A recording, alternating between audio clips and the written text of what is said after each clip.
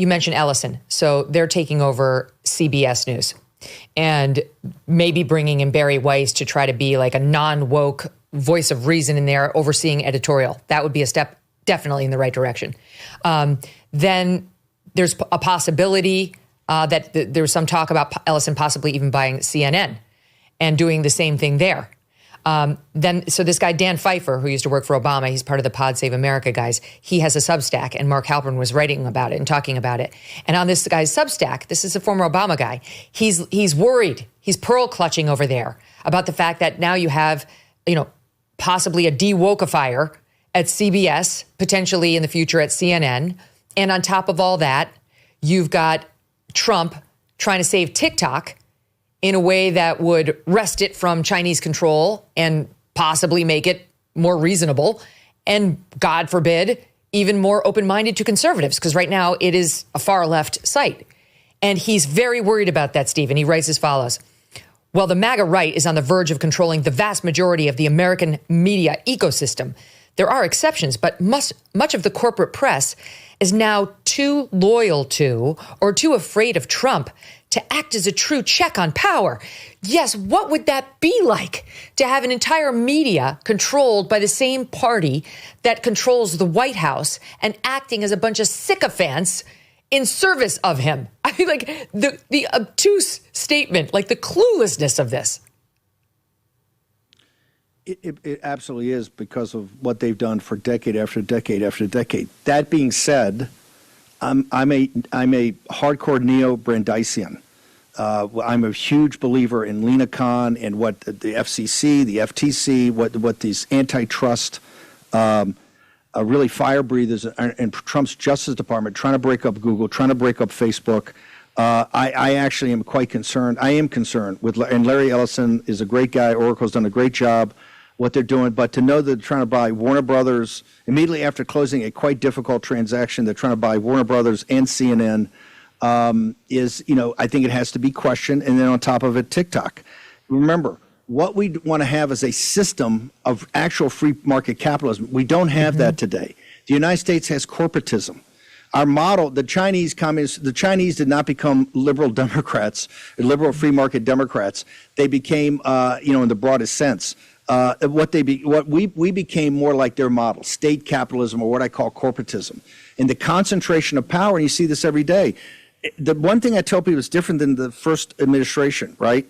The second is that we have the greatest concentration of power under Biden in media, on Wall Street, and big pharma, and big medical, and the big tech oligarchs, in the defense industry. Though that power in Washington, trying to have regulatory merger, right, is something that we as MAGA and a populist nationalist movement have to be worried about all the time. And so I love the fact that conservatives are now coming and we're giving them a little taste of what they've had for years and loved it, and the reason they're suppressing it. But we have to spare me the, it would be so hard if the other party controlled media while they control the White House. Welcome to our world. We've been living like this for 50 years.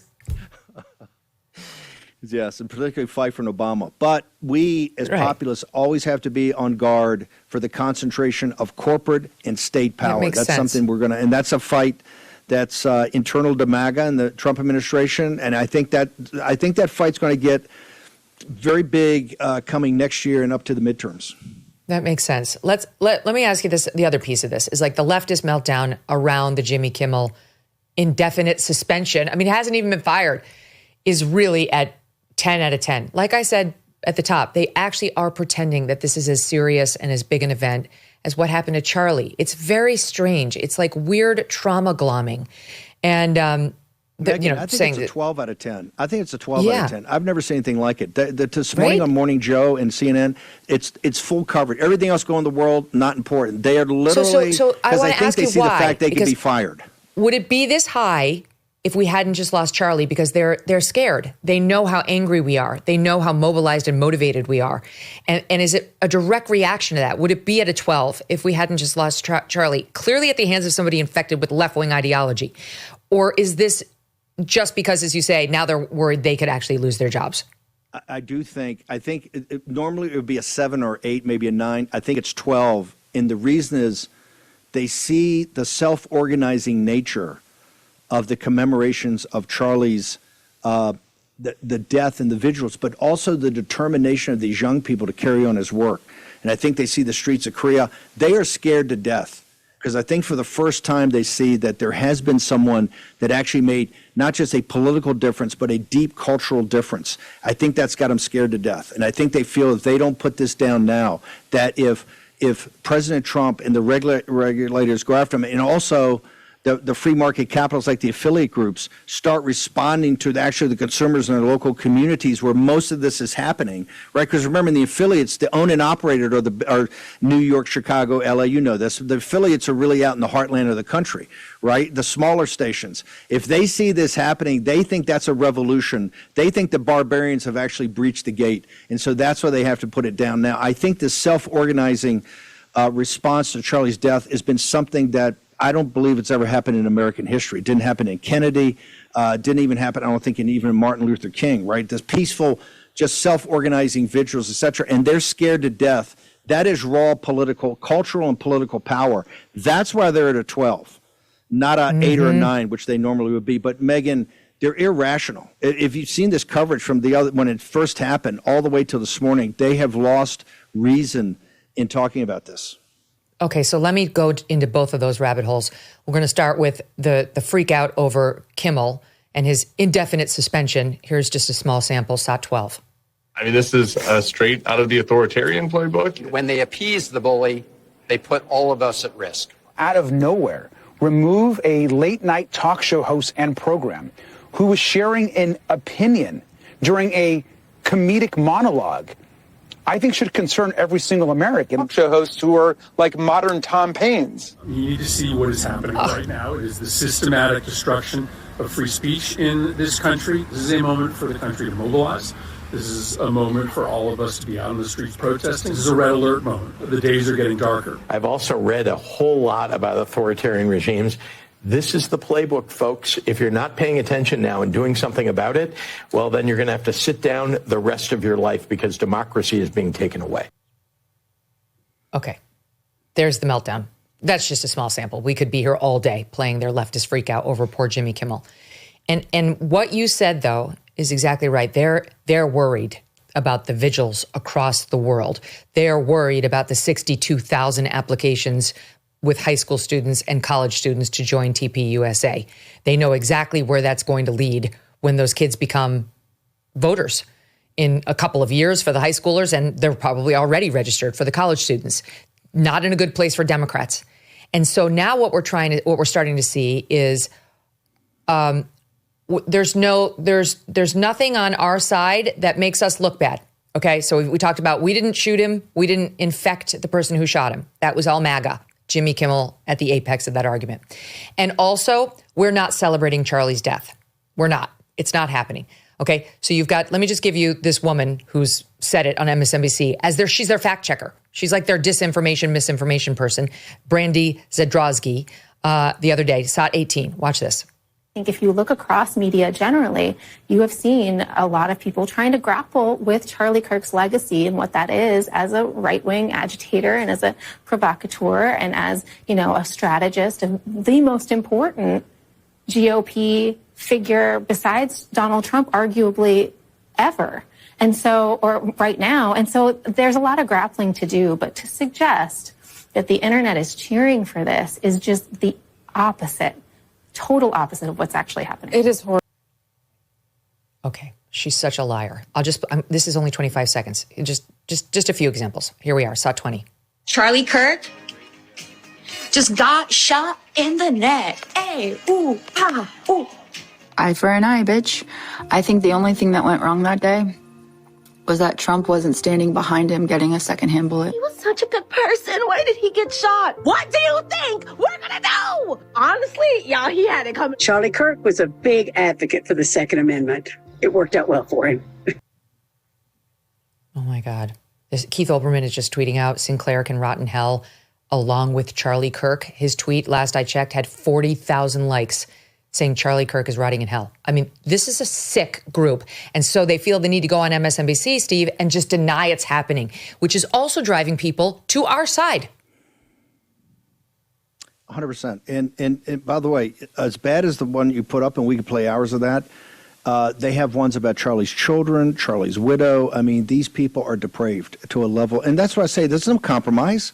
There's nothing to compromise about. You can't give that a group hug. You can't sit down and debate it. The person that debated it and gave his life doing it with humility and humble and always say, bring the people up that disagree with me the most in the front line was Charlie Kirk.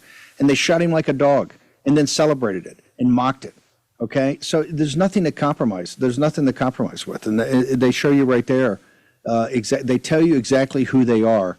So all we have to do is figure out how to shut that down. And you're starting this already in the FBI. We're designating these transgender militias as nihilistic, units, right? Extremist units. So they do that. We're going to designate Antifa as, I think, an executive order by Charlie's funeral, a terrorist organization that get all the tools in the toolbox. It's now time to take action, because you see right there, they'll lie to your face.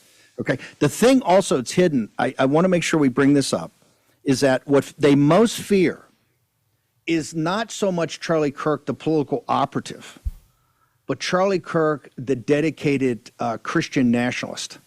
Charlie Kirk was a Christian, evangelical Christian, and he served when he just went to Korea in the last weekend of his life. Half of it was Turning Point and rallies about how to stand up to the political party that's controlled by the CCP that just won election there for the young people. The other half was spiritual, going to do spiritual, speeches and talks to the great evangelical population of young people in South Korea, which is one of the most Christian nations on earth.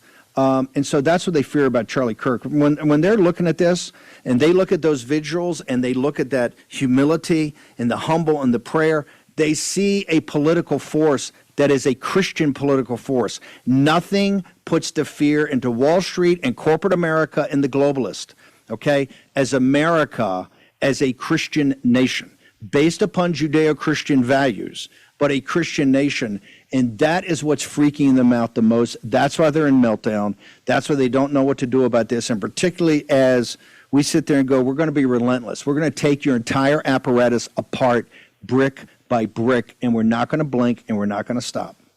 We don't care about your claims of fascism either. They did all of this to us. They want to lecture us now on censorship, Steve? The Democrats? After the last 4 years we just went through with the Biden regime? I mean, do they think our memories are that short? Hang on, I'm still banned. War Room, I'm still banned on every platform. We're banned on Facebook. We're banned on YouTube. We're banned. Yes, no, I'm banned on Twitter. We're banned. We're still banned everywhere. And I don't complain about it, because that's the way they roll. And I say, okay, what's good for the goose is good for the gander. These people are absolutely, great. We'll play by your rules. Total fascist. Yeah, exactly. So let's roll. I'm all for everybody like Spencer Cox and these people that want to sing Kumbaya and want to sit down and reason together. They're not reasonable people. They're radicals. We cannot reason with them. We've tried that. Charlie Kirk gave his life trying to reason with them. Okay? It can't happen. When a Charlie Kirk can't make it happen, it can't happen. So now it's time to get very focused and play Smash Mouth. And that's what we need to do. And we can do it nonviolently. Like, I'm so proud of people. No riots, no burning of cars, nothing. Just the power of Christian vigil, right? And Christian remembrance of a man that I say will be deemed eventually as a modern day Christian martyr. When inflation jumps, when you hear the national debt is over $37 trillion, do you ever think maybe now would be a good time to buy some gold? Well, you'd be right. Whether as a hedge against inflation, peace of mind during global instability, or just for sensible diversification, Birch Gold Group believes every American should own physical gold. And so they created something special. Until September 30th, if you're a first-time gold buyer, Birch Gold is offering a rebate of up to $10,000 in free metals on qualifying purchases. To claim eligibility and start the process, request an info kit right now. Just text MK to 989898. Plus, Birch Gold can help you roll an existing IRA or 401k into an IRA in gold, and you're still eligible for a rebate in free metals of up to $10,000. So make right now your first time to buy gold and take advantage of a rebate up to $10,000 when you buy before September 30th. Text MK to the number 989898 to claim your eligibility and get your free info kit.